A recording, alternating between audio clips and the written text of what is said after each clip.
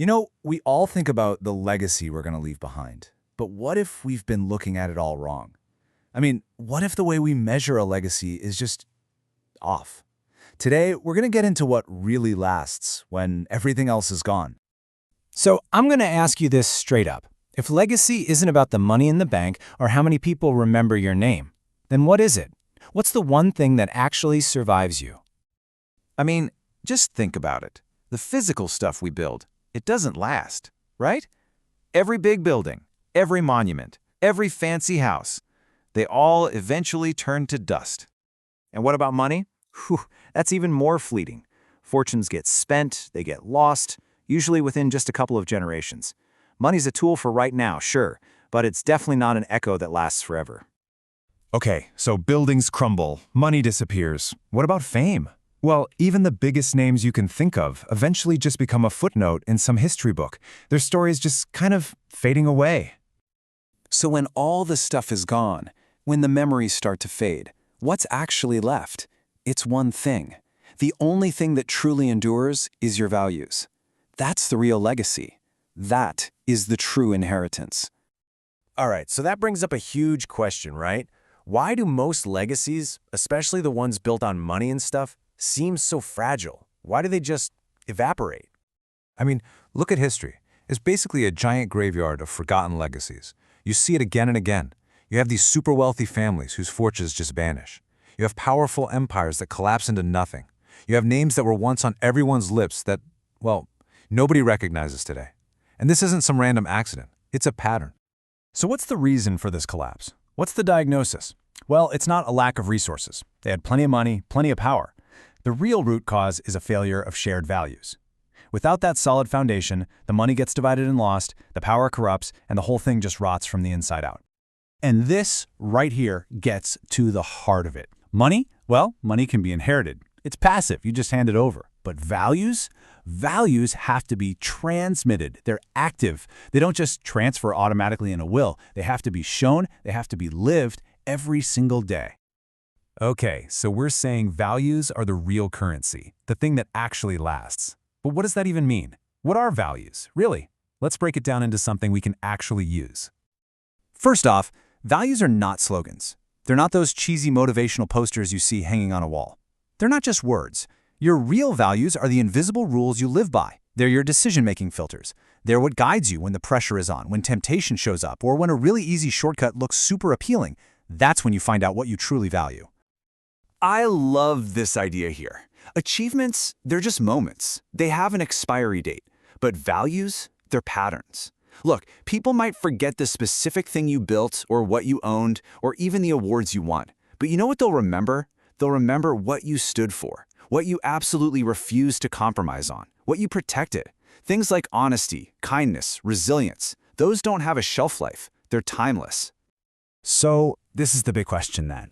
If values are so incredibly important, how do you actually pass them on? It's not like you can just write a memo or give a big lecture, right? No, the process is way more real than that.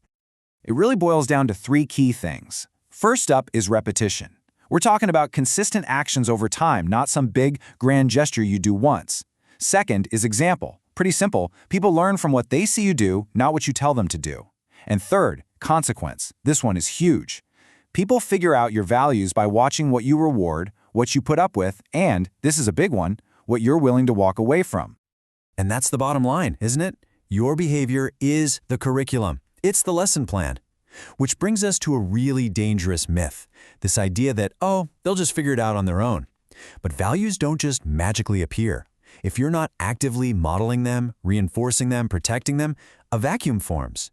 And something always rushes in to fill that vacuum, whether it's convenience, peer pressure, or just chasing short-term wins. Okay, let's look at this in a really practical way. Let's talk about wealth versus wisdom.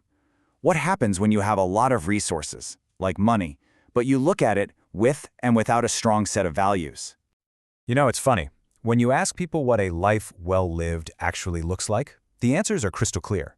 One survey found that a whopping 94% of people said it's about loving friends and family. 75% said it's about having a positive impact on the world. And just getting rich? Only 10%. Deep down, we all seem to know what really matters. And this is exactly why that matters. Look at the difference. Wealth without values, it just creates entitlement. It encourages going overboard, and it actually makes people weaker, less resilient. But when you have wealth with values, totally different story. It creates a sense of responsibility. It encourages taking care of things for the future, and it strengthens your judgment. It's pretty simple, really. Values are what turn your resources into tools, not temptations. They give everything a purpose. All right, so this whole thing brings it right back to us, to you. How do you figure out which of your values are actually strong enough to be that echo you leave behind? Well, there's a really simple but really powerful test you can use. Just a few questions to ask yourself that get right to the core of it. First question, would this value still matter to you if nobody ever praised you for it? I mean, would you still do it if you got zero credit? That's how you know if it's real or just for show. True values don't need an audience. And here's the second and maybe tougher question. Would you hold on to this value if it cost you something? If it meant losing money or an opportunity or even your reputation. Because a value isn't really a value until it's been tested by sacrifice. So if you can honestly, truly answer yes to those questions, then you've got something real. You've found a value that has the power to actually outlive you. Because in the end, that's what this is all about. Your values are the echo you leave behind. Every action you take, guided by those core principles, creates these ripples. And those ripples just keep going, long after you're gone, touching people and events you'll never even know about. See, you don't pass down values by giving speeches about them.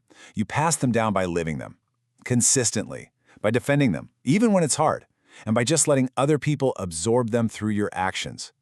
Because long after the money's gone and the awards are forgotten, the values are what remain.